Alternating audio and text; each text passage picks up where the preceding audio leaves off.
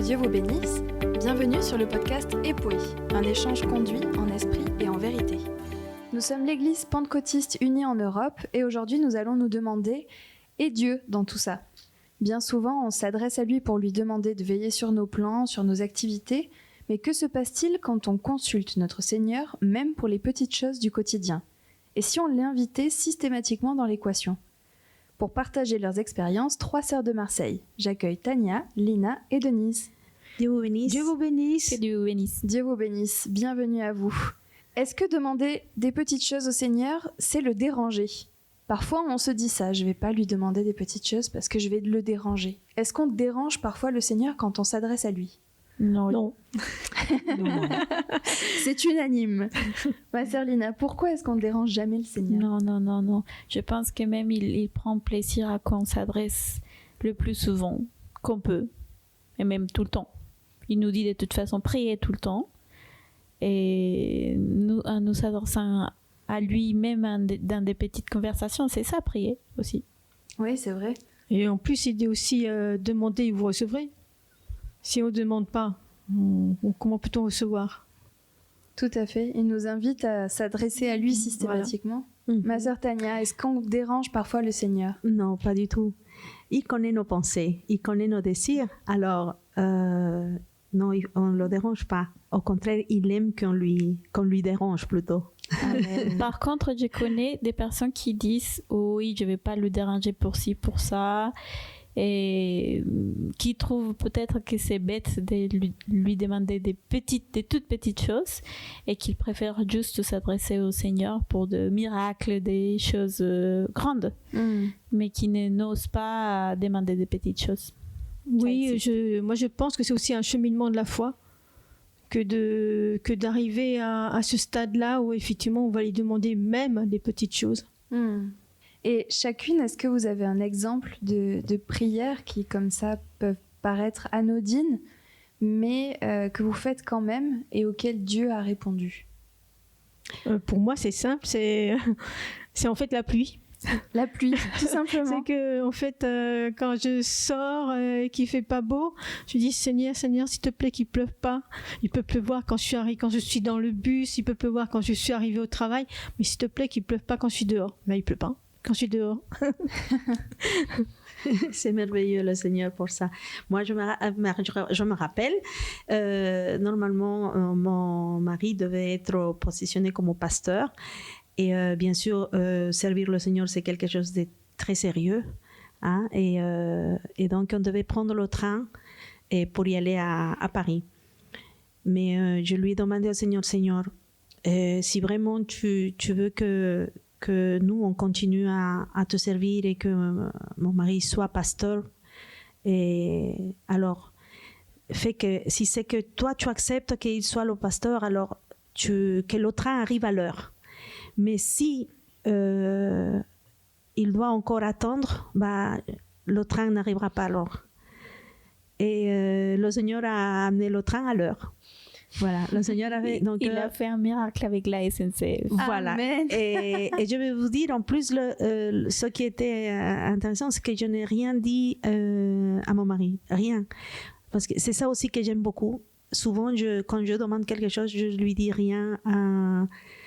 Et je le dis après que ça s'est fait. Donc voilà, donc j'ai dit, bon Seigneur, c'est ta volonté. Amen.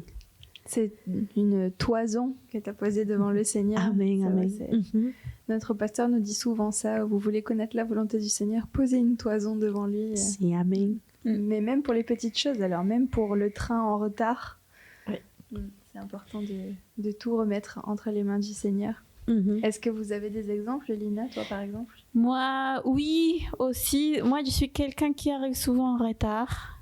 Et ça, je demande une plus grosse prière. C'est de demander au Seigneur de me changer, de m'aider à me développer là-dessus.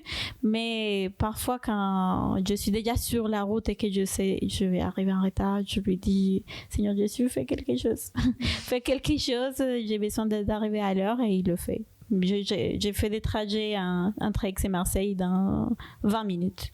Wow. 25 minutes. Ça arrive jamais. Pour les frères et sœurs qui connaissent pas la région, entre Marseille et Aix, il y a toujours des bouchons. Surtout aux heures de pointe, c'est impressionnant. Parfois, on met plus d'1 heure entre les deux villes, alors qu'on est à côté. Hein, c'est vraiment pas très loin. Mais, et encore plus en bus. Alors là, ça peut être infini. Donc, des trajets de 20 minutes, il n'y a que le Seigneur qui peut faire ça. C'est lui qui peut rallonger le temps comme ça. Et il y a une autre occasion, par exemple au travail aussi, on devait faire un pique-nique à l'extérieur et c'était annoncé la pluie, mais probabilité de 99% de pluie. Tout le monde était non, mais qu'est-ce qu'on va faire? Et je leur ai dit, je vais prier, comme ça timidement parce que je suis pas quelqu'un, je suis pas encore assez courageuse de dire à voix haute, allez, venez, on va prier. Mais je leur ai dit timidement, je vais prier pour ça. Et le Seigneur a fait qu'il a eu un grand soleil ce jour-là et on a pu profiter d'un pique-nique avec les étudiants. C'est merveilleux parce que c'est même un petit témoignage de ta foi devant tes collègues. Donc ça permet aussi de partager la parole du Seigneur, le fait de prier, peut-être pas publiquement, mais en tout cas d'annoncer que oui, toi tu remets ça entre les mains du Seigneur. Oui. Amen. C'est vrai que moi, ça me fait penser aussi que ça doit être la semaine dernière où je voulais manger dehors. Au travail, on a une table et j'avais un collègue qui était avec moi. On a décidé d'y aller, mais quand il est revenu avec son casse-croûte, il est allé le chercher. Il est venu, il s'est assis à table avec moi. Moi, je commençais à déballer pour manger et je voyais que lui, il déballait pas. Et en fait, il me dit, il va pleuvoir. Moi, je lui ai dit, mais pourquoi pourquoi il va pleuvoir? Non, parce que c'est le vent. Le vent, quand il vient de ce côté-là, parce qu'en fait, c'est un ancien pilote. Et en fait, il me disait, avec ce vent-là, ça emmène la pluie. Donc, il va pleuvoir. Donc, il n'osait pas sortir son casse-croûte parce qu'il s'est dit, de toute façon, je vais devoir courir à l'intérieur parce qu'il va pleuvoir. Alors, moi, je dis, mais non, c'est bon. Et en fait, en me regardant, que j'étais confiante, que moi, j'avais décidé que non, il ne pleuvrait pas. Je lui ai dit, non, il ne va pas pleuvoir. Non, il ne va pas pleuvoir. Et en fait, j'ai commencé à manger et au bout d'un moment, il a quand même sorti son sandwich. Et en fin de compte, il n'a pas plu pendant tout le temps où on a mangé et il a commencé à pleuvoir après, une fois qu'on est rentré. Donc sur le coup, là, il a dû se dire, qu'est-ce qui se passe? Normalement, c'est le vent qui emmène la pluie. Là, pourquoi la pluie n'est pas venue? Non, il n'est pas venu. Seigneur est merveilleux. Vous vous rendez compte à quel point on est capricieux quand même? Oui. Non, mais même le Seigneur nous donne la pluie pour faire pousser des plantes, pour faire pousser la nourriture. On lui dit non, pas de pluie. Du soleil seulement. Justement, je me rappelle de quelque chose hyper intéressant. C'est que avant le Covid, il y avait eu un orage énorme à Marseille et que carrément ils ont dit à tous de rentrer chez eux. Moi j'étais à l'époque, je travaillais comme assistante maternelle, donc les parents ils sont venus chercher les enfants avant. C'était vraiment, il fallait que tout le monde, je ne sais pas si les sœurs se rappellent de ça, et donc je voyais, nous on a une page à WhatsApp, partage fraternel. Et je voyais que tous les frères commençaient à se mettre en message, oui, faites attention à vous, rentrez bien, etc., etc. Et quand j'ai regardé ces messages, je me suis dit, mais on a un Dieu tout-puissant, comment est possible de... Et bon, j'ai vu que mon mari est rentré avant aussi, tout le monde devait rentrer parce que vraiment, commençait à s'inonder. Bon, heureusement, ça n'a pas été très fort à Marseille. Et donc, avant que mon mari arrive, je dis, Seigneur, tu es Dieu Tout-Puissant, parce que les parents, ils ont pris les enfants, ils sont partis en courant, parce que vraiment, l'orage arrive, et c'est vrai que beaucoup de villes s'étaient touchées. Et je dis, Seigneur, tu es Dieu Tout-Puissant, c'est toi qui contrôle tout, c'est toi qui contrôle la pluie, qui contrôle le soleil.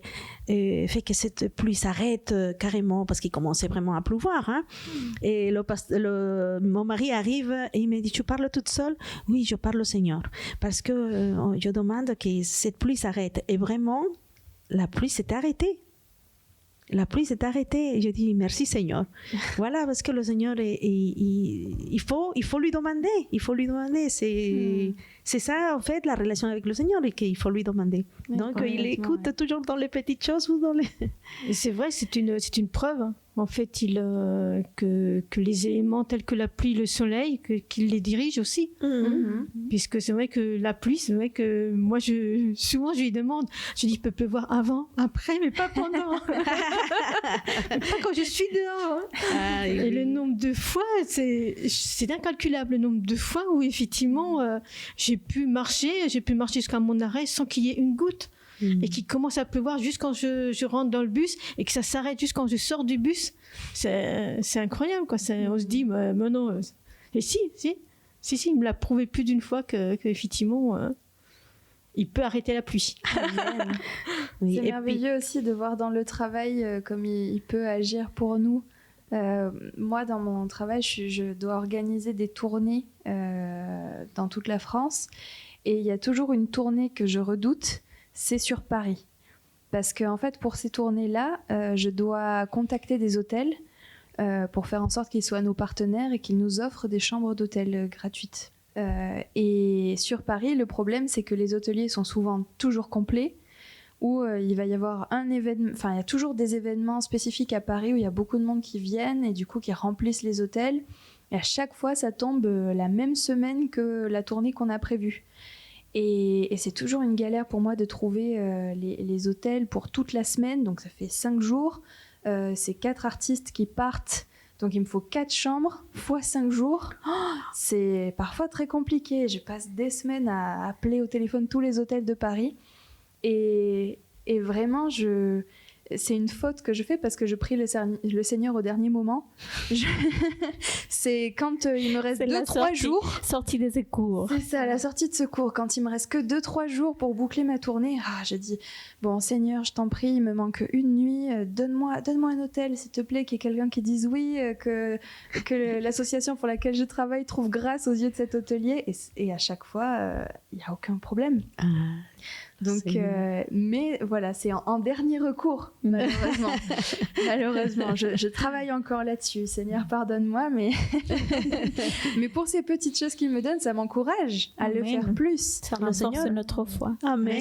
Et le Seigneur, il est tellement merveilleux qu'il répond vraiment. Il y a une dernière chose que je pourrais rajouter, c'est un jour, ma fille Annalie, la dernière, elle était en primaire, je me rappelle bien, et on était en retard. En fait, on devait.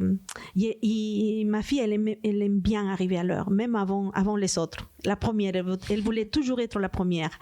Et donc, elle m'a dit, maman, on va être en retard. Alors, en marchant pour aller à l'école, je lui dis, n'oublie pas, Sarah, que le Seigneur a arrêté le soleil pour Josué et le Seigneur peut arrêter l'automne pour toi. Alors, et quand on est arrivé, c'est impressionnant, mais on est arrivé bien avant.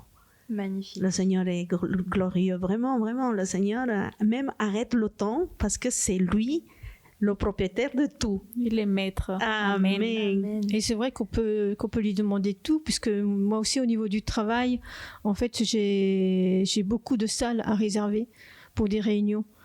Et c'est une galère pour trouver des salles. Mais chaque fois, je lui demande, je dis, s'il te plaît, Seigneur, il faut que je trouve une salle, trouve une solution, il faut que ça... Alors, après, c'est pas toujours, il me trouve pas toujours des salles, puisque des fois, il va au-delà, il supprime la réunion. Donc, plus besoin de salle. Voilà, plus besoin de salle. D'un seul coup, on me dit, mais c'est pour cette date-là, en fin de compte, ça va être un Zoom. Ah bon? Oh, génial. Merci Seigneur. Donc, oui, c'est vrai, on n'ose pas parfois déposer entre les mains du Seigneur les petites choses par orgueil. On se dit je gère jusqu'à ce qu'on n'ait plus de recours et que le Seigneur nous ait prouvé que non, on gère rien du tout et que c'est lui qui doit être maître de nos activités, de tout ce qu'on fait. On n'ose lui demander que les grandes choses en se confiant dans nos forces et dans ce que nous, on sait faire ou on peut faire, alors qu'il est maître même des petites choses de notre quotidien. Amen, amen. Amen. Et est-ce que ça valait le coup, du coup, de demander au Seigneur de mettre son grain de sel et de diriger même les petites choses anodines dans le travail? Ça nous facilite la vie, mais aussi, toi, ma sœur Tania, tu nous as parlé du service.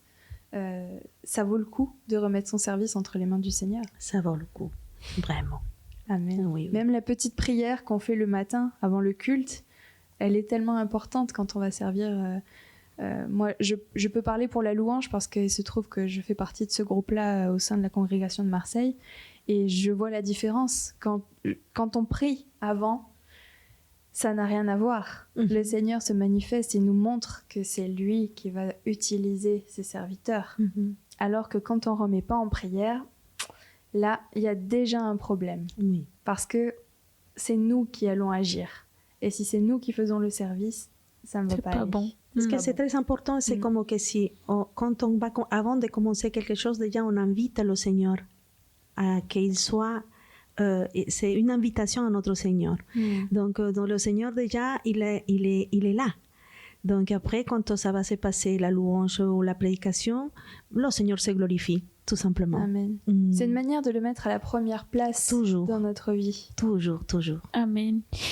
Ça vaut le coup de l'inclure dans les petites choses. C'est ça, quand on chante, par exemple, Jésus soit le centre de ma vie, c'est ça. C'est vraiment le mettre là, Seigneur, tu es le number one, tu es le protagoniste, occupe ta place. Et dis-moi quoi faire avec ma vie, dans les grosses choses comme dans les petites décisions. Une petite prière qu'une fois j'ai fait, il y a quelques mois, j'avais du mal à trouver un médecin traitant avec lequel je sentais qu'il y avait une bonne relation.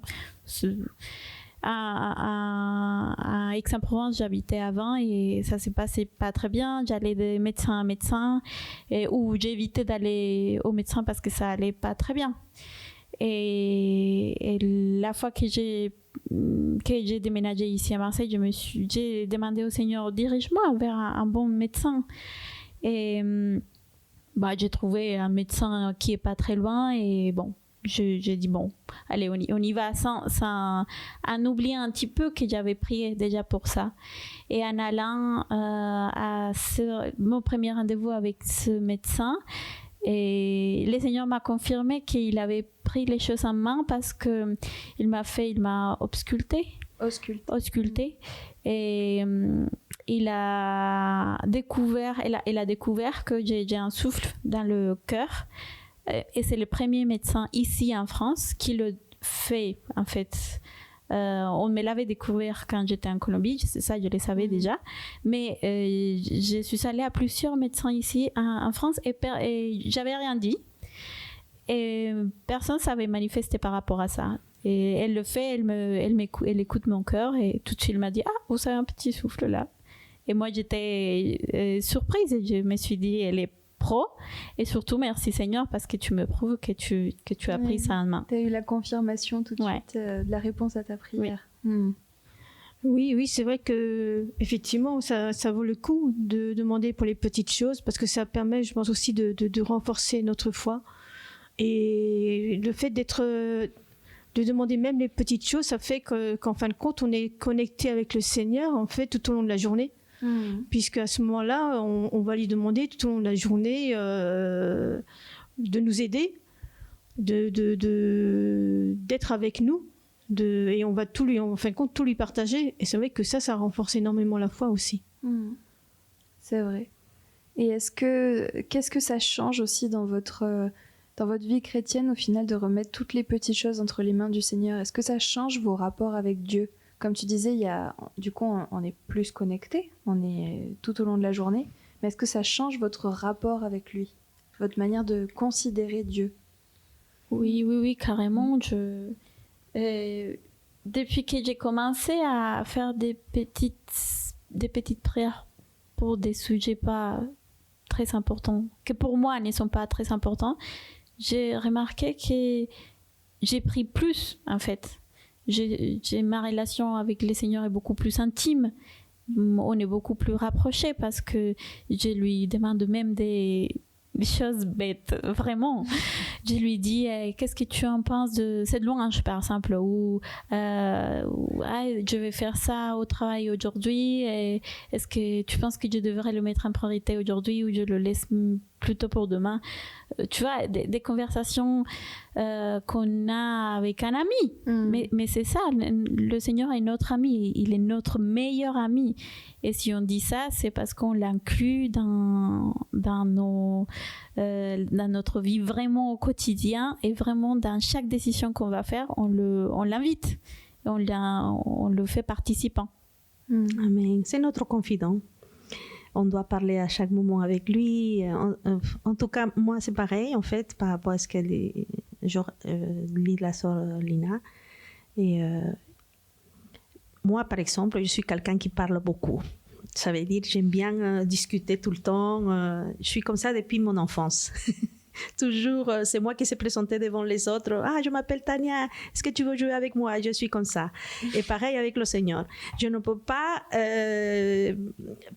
parler avec lui, en fait. Dès que je prends le bus, je marche. Des moments que je suis toute seule, si je n'ai pas quelqu'un à côté de moi pour parler, je parle avec lui.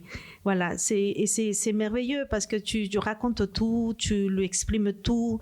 Des fois, tu as tristesse parce que même si on est chrétien, ça ne veut pas dire qu'on n'a pas de hauts et de bas. Ou quand tu es très joyeux, ou quand tu vas faire quelque chose au travail, ou il y a plein de choses en fait qu'on exprime au Seigneur, qu'on lui parle, qu'on lui dit Seigneur, tu sais, il y a ça, qu'est-ce que tu en penses? Est-ce que tu penses que ça serait bien au travail par exemple, Seigneur, que les personnes qui vont manger le petit déjeuner, ils soient contents, qu'ils puissent avoir une bonne impression, qui tombent pas malades, parce que ça c'est vrai, je demande ça au Seigneur. Et même quand je fais à manger moi chez moi, pareil, je dis Seigneur, j'espère que ça va être bon. Je lui dis Seigneur, j'espère que ça va être bon, qu'ils vont aimer. Voilà, c'est ça l'intimité avec lui, c'est ça l'amitié avec lui, c'est ça, c'est notre papa, on peut lui partager tout en fait, on peut tout lui dire sans avoir aucune crainte. Et des fois, on ne va pas oser raconter ça à quelqu'un de proche, mais à lui, on peut tout même si lui le sait, même si lui connaît nos pensées, nous, on peut parler avec lui, on peut exprimer tout ce qu'on doit le faire avec lui. Amen. Oui, c'est vrai que d'avoir cette relation particulière avec lui, en lui disant même les petites choses, ça fait qu'on se rapproche en fait de lui. C'est qu'il devient vraiment le centre de notre vie. En fait, et en fait, ça permet aussi de le remercier. Puis on sait que le Seigneur, il aime bien qu'on lui dise merci. Et c'est vrai que là, des merci, il en reçoit tout le temps, puisque tout au long de la journée, il nous accorde les petites choses qu'on lui demande. Automatiquement, toute la journée, on lui dit merci Seigneur. Amen. Donc c'est vrai qu'il peut que être heureux de cette relation privilégiée qu'on lui accorde, qu'on est d'accord de lui donner, parce qu'en fait, c'est ce qu'il aime et c'est ce qu'il veut. Il aime qu'on reconnaisse que c'est lui la source de notre joie. C'est un conseil qui nous est donné dans Jean au chapitre 16, verset 24. « Jusqu'à présent, vous n'avez rien demandé en mon nom. Demandez et vous recevrez, afin que votre joie soit parfaite. » Le Seigneur veut nous combler de bénédictions. Il veut qu'on lui demande les choses et lui, il nous donnera sans problème parce que son but, c'est qu'on soit heureux. Et c'est pour ça qu'il aime qu'on lui demande aussi, comme tu disais, avec un cœur reconnaissant. Et qu'on soit béni, je devais partir à Madrid avec mon mari et mes enfants pour une convention. Et je n'avais pas acheté encore le billet, évidemment. Et donc, c'était prévu pour une date précise. Et donc, au moment que je voulais acheter le billet, c'était trop cher, vraiment trop cher. Mais vraiment, je voulais y aller. Et parce qu'à ce moment-là, on est arrivé à Marseille, on était encore seuls, il n'y avait pas encore le groupe qu'on a maintenant. Et j'ai commencé à pleurer carrément. Je me mis sur mon lit, c'est comme un enfant, quelque part. Et je dis, Seigneur, tu sais bien que je voudrais bien être bénie, je voudrais aller dans cette convention, mais ça coûte trop cher, Seigneur Jésus-Christ. Bon. Après, il y a la sœur Sandra de Lyon je l'appelle pour lui dire, écoute, finalement, nous, on ne va pas pouvoir y aller parce que ça coûte très cher. Et elle me dit, non, tu sais qu'ils ont changé la date. Ils ont changé la date, donc c'est pas cette date-là, c'est une autre date. Figure-toi qu'il y a beaucoup qui sont achetés déjà le billet pour cette date-là, donc les pauvres ils vont perdre, mais c'est une autre date. Gloire à Dieu, parce que la date qui devait se passer. Dieu, tant pis pour les autres, mais gloire à Dieu. Pour moi, en tout cas, du coup, j'ai acheté le billet, c'était beaucoup moins cher et j'ai profité de cette convention, j'étais bénie, vraiment bénie. Voilà, c'était bon. Bien sûr, ça Voilà, paraît pour tous ceux qui ont perdu leur billet à ce moment-là, c'est la faute de la sœur Tania. Voilà. Je vous assure, c'est ce qu'ils m'ont dit à Lyon. Mais en tout cas, c'est merci Seigneur. Vraiment, il nous comble des. Enfin bref, c'est comment ne pas l'aimer à ce Dieu qui est merveilleux. Amen. Et c'est dans ces choses-là aussi qu'il renforce notre foi, comme tu disais, ma sœur Denise. Et là, c'est le verset dans Luc, chapitre 16, verset 10. « Celui qui est fidèle dans les moindres choses l'est aussi dans les grandes. » Ça nous pousse en fait à demander des choses de plus en plus grandes à notre Seigneur et d'avoir l'assurance qu'il va nous bénir, c'est ça, qu'il va exaucer nos prières, même les plus folles. Amen. Oui, c'est vrai, c'est oser. Oser. Oser, c'est ça. Oser. Pas le prophète. Non. N'hésitez pas. Amen. Oui. Et quelle est la petite chose pour laquelle vous continuez à déranger le Seigneur au quotidien? Moi, tous les jours, je lui demande pour plus que pour mon travail, pour mon mari. Je lui dis, Seigneur Jésus, protège-le, donne-lui la sagesse. On ne sait pas à quel danger il est exposé. Et je lui demande tous les jours pour ça. Et aussi, récemment, ça nous est arrivé qu'on était dans un moment de tension et je voulais dire des choses et j'ai dit, Seigneur, juste donne-moi la sagesse pour parler. Et quand ça se passe comme ça, quand je le laisse agir, ça se passe beaucoup mieux. Mais dans le couple, on évite le conflit, oui.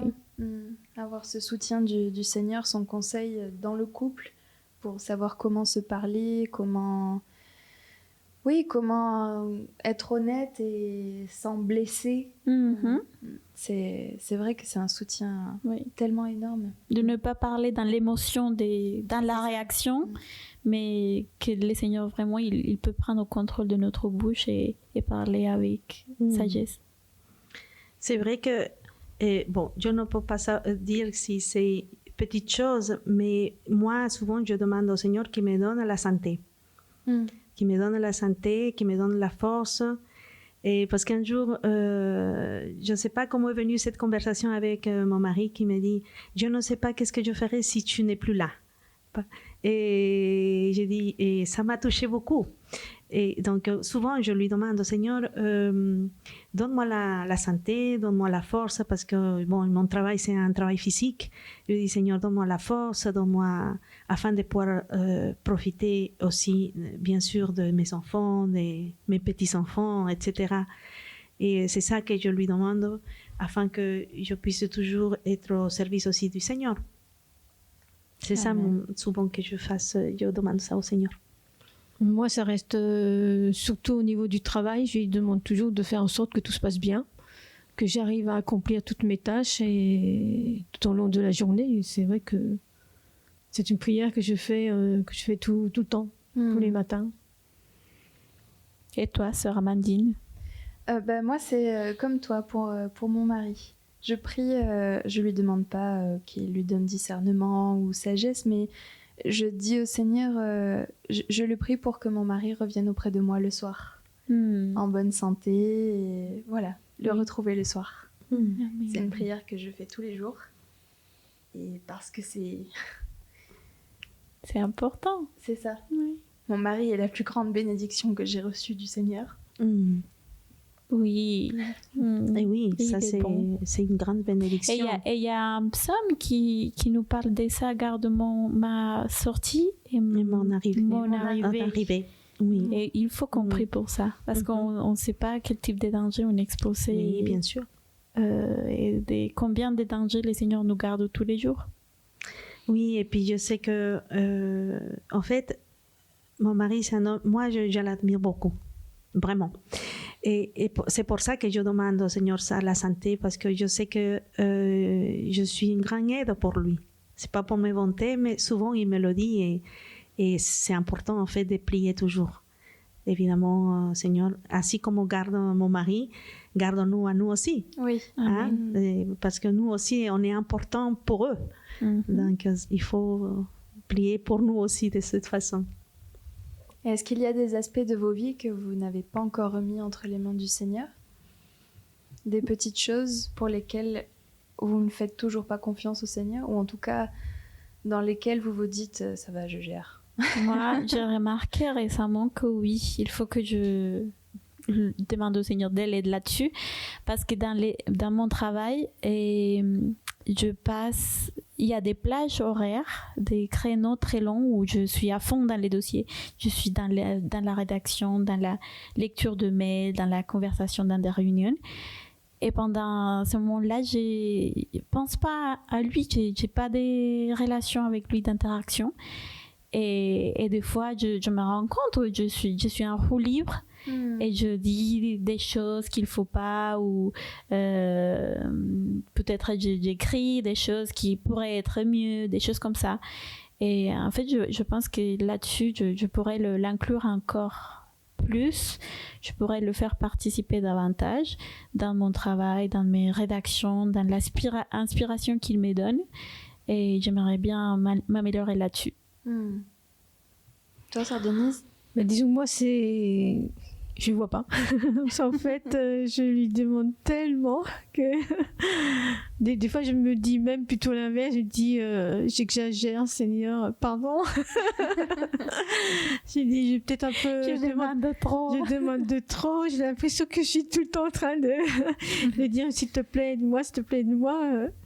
Alors, c'est vrai que moi, je suis plutôt dans l'inverse. Je me dis des fois que je demande de trop, que c'est trop loin. Mais en fait, non, c'est vrai que c'est pas trop loin, puisqu'il me le fait savoir à chaque fois que c'est ce qu'il veut. Mais c'est vrai que je lui demande beaucoup. Chaque fois que je fais quelque chose, je l'inclus. Je l'inclus, j'ai une petite pensée pour lui, j'ai une petite phrase pour lui, donc en fait, je l'inclus dans tout ce que je fais. Après, tu as dit aussi que tu le remercies souvent. Oui, voilà, c'est ça. C'est ça aussi, c'est que je le remercie beaucoup. Donc c'est un tout. Tu lui rends grâce. Oui.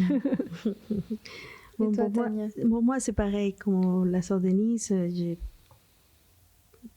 C'est surtout... Bon, moi, je connais par contre des personnes qui n'osent pas demander des choses au Seigneur parce qu'ils pensent qu'il peut gérer tout seul. Ou elle peut gérer tout seul. Donc souvent, quand même on va vers une sœur ou un frère, on lui dit non, mets ça entre les mains du Seigneur. La personne va dire oui. Mais simplement, oui, cela veut dire que ça y est, je gère. Cela c'est une réponse de je gère, et je n'ai pas besoin en fait. Et souvent c'est comme ça. Mais non, il faut dans ces petites choses trouver le moyen de lui demander. Dans des petites choses, ça, vraiment c'est rien, mais des fois je pense que peut-être c'est l'orgueil aussi de la personne qui n'ose pas, ou parce qu'il pense justement je gère, c'est bon, laissez-moi tranquille. Par contre, si ça lui arrive à quelque chose de plus important, forcément il va se mettre à genoux et demander au Seigneur. Mais il faut, pour ceux qui nous écoutent, que même dans les plus petites choses, le Seigneur aime. Il aime qu'on le cherche, il aime qu'on lui demande. Parce qu'il connaît déjà nos pensées. Amen. Donc, Mais il y a j'ai entendu cet argument qui s'est dit, mais il le sait déjà. Qu'est-ce que tu dirais à quelqu'un qui dit, mais il connaît déjà mes plans, oui, et du coup, il laisse tomber la demande. Pourtant, là, on pourrait parler du fait qu'il demande à ce qu'on toque à la porte pour entrer. Donc, c'est vrai que si on lui dit pas, même s'il le sait et qu'il pourrait nous aider, si on lui dit pas aide-moi, comment est-ce qu'il peut vraiment être sûr que c'est ce que l'on veut? Oui. Si il nous dit dans sa parole, c'est lui qui cherche, trouve. Voilà, qui cherche, trouve. Et oui, Il faut le chercher, oui. Amen. Oui, c'est aussi avoir conscience qu'on doit dépendre de lui Moi, je sais qu'au début de ma conversion, c'était quelque chose d'hyper compliqué, le fait de dépendre de Dieu. J'aime bien tout contrôler. J'aime bien savoir exactement ce qui va se passer, à quel moment, peut-être même ce que je vais dire, comment je dois réagir. J'anticipe énormément de choses. Et ça, c'est très compliqué de dire au Seigneur, ben non, maintenant c'est toi qui fais ça. Moi, je me laisse faire. Quand on est un peu contrôle fric, tu lâches pas prise. Ouais, lâcher prise, c'est très compliqué. Avoir cette chose de dépendre vraiment du Seigneur, même dans les toutes petites choses. Parce que parfois, en fait, on n'y pense pas. Même s'il n'y a pas d'orgueil, on n'y pense pas parce que c'est la manière dont on a toujours fonctionné. Oui, c'est une habitude. Oui, c'est une façon de vivre. Il faut désapprendre. Exactement. Et c'est ça. en venant au Seigneur que je me suis rendu compte, ah oui, vraiment, tout ce qu'on m'a dit, mon caractère, c'est vraiment ça. Je veux tout contrôler. C'est pas bien, c'est le Seigneur qui doit contrôler ma vie. Si je lui ai donné ma vie, c'est lui qui en est propriétaire. Et pour répondre à la question, moi, les aspects dans lesquels je peux vraiment faire beaucoup plus d'efforts, c'est les aspects plus personnels. C'est vrai que je remets beaucoup mon travail entre les mains du Seigneur, mais dans ma vie de tous les jours, j'ai tendance à tout contrôler moi. Et juste pour l'anecdote, je suis passée par des péripéties pour arriver jusqu'à passer mon permis de conduire. Ça devient même ridicule. Vraiment, ça fait des mois et des mois. Et c'est vrai que c'est quelque chose que j'ai pas assez remis entre les mains du Seigneur et je m'en rends compte. Je me suis dit, avec le recul maintenant, si j'avais mis ça entre les mains du Seigneur beaucoup plus sérieusement depuis le départ, j'aurais déjà mon permis à l'heure actuelle. Donc, c'est vraiment quelque chose sur lequel il faut que je travaille encore. Et ça m'encourage de vous entendre, Denise et Tania, parce que vraiment, je vois à quel point vous êtes reconnaissante, à quel point le Seigneur œuvre dans vos vies. Et voilà, c'est quelque chose, c'est une résolution que je prends devant vous. On apprend. Et on prend note. Seigneur, on apprend. Si, parce que des fois, par exemple, par rapport au permis de conduire, ma grande fille, elle me dit souvent, maman, prie pour moi pour passer le permis. Et je dis, mais ma fille, le Dieu que j'ai, c'est ton Dieu aussi. Tu dois lui demander. Oui. Et lui, il va t'aider. Hein? Et voilà. Oui, parce que même le Seigneur sait que ça fait longtemps que je veux passer mon permis. Oui. Mais comme je disais, il attend que tu lui demandes. Voilà. C'est ça. Et grâce à ça, je me rends compte maintenant que je dois remettre ça entre tes mains. Et tu l'auras. Amen. Dans le nom de Jésus. On va témoigner dans quelques mois. Amen. Et puis oui, c'est un dernier verset peut-être pour conclure cette discussion. Ça me fait penser à Lamentation, chapitre 3, verset 22, qui disent « Les bontés de l'Éternel se renouvellent chaque matin ». C'est pas parce qu'on a fait notre petite prière une fois qu'on ne doit pas la renouveler chaque matin, parce que chaque matin, il est prêt à la recevoir. Donc voilà, c'est un encouragement supplémentaire. Qu'est-ce que vous auriez envie de dire à des frères et sœurs ou même des personnes qui ont besoin de remettre des petites choses entre les mains du Seigneur? Un petit conseil? Il faut oser. Voilà. Il faut oser, oui, c'est ça. Moi, je m'encourage aussi à moi-même. Il faut désapprendre. On a vraiment, comme tu disais, on a appris des habitudes dans les études, dans la façon de travailler, dans la façon d'agir dans notre quotidien. Et peut-être que les choses marchent assez bien pour quelques sujets, mais ça pourrait marcher encore mieux et ça va être surtout une bénédiction pour nous et pour les autres si on inclut le Seigneur. Amen. C'est vrai que moi ça me fait penser à ce que tu dis, sœur Lina, c'est qu'on est très indépendant, donc c'est très difficile de devenir dépendant de quelqu'un. Ouais, c'est ce qui est le plus dur en fait. C'est d'arriver à se dire que l'on est dépendant du Seigneur et que si on accepte de l'être, à ce moment-là, notre vie va être différente. Notre vie va être beaucoup plus joyeuse, beaucoup plus gaie. On aura beaucoup plus de rire, on aura moins de pleurs. Seulement, il faut oser être dépendant de Dieu, accepter de l'être. Amen. Amen. Oui, comme l'a dit notre sœur Denise, toujours avoir la dépendance de Dieu et les faire confiance, surtout les faire confiance. Parce que lui, il ne se trompe jamais. Jamais, jamais, jamais. Donc, et lui, il va jamais nous faire à l'envers, comme on dit. Jamais. L'être humain, peut-être, va nous faire à l'envers, mais lui, jamais. Lui, il est fidèle, même si des fois nous ne sommes pas fidèles, il est toujours fidèle, il est toujours avec les bras ouverts pour nous écouter, pour nous prendre entre ses bras, pour nous aimer. Il nous aime tellement que dans les petites choses que nous allons lui demander, il va le faire. Des fois, on ne sait pas quand. Des fois, ce n'est pas tout de suite. Mais il répond toujours. Et s'il y a des choses que lui ne le répond pas ou ne le fait pas, c'est parce qu'il sait que c'est peut-être pas bon pour toi. Amen. Donc, tout ça, c'est le laisser tout entre les mains du Seigneur Jésus-Christ. Oui, amen. C'est vrai qu'il faut accepter les noms du Seigneur aussi. Amen. Parce que tout est parfait dans son temps. Amen. Pour terminer, j'aimerais lire quelques versets dans Psaume 139. Le Seigneur nous tient entre ses mains véritablement. On est ses enfants, il nous connaît parfaitement. Et dans ce psaume, il est dit « Tu m'entoures par derrière et par devant et tu mets ta main sur moi. Une science aussi merveilleuse est au-dessus de ma portée. Elle est trop élevée pour que je puisse la saisir.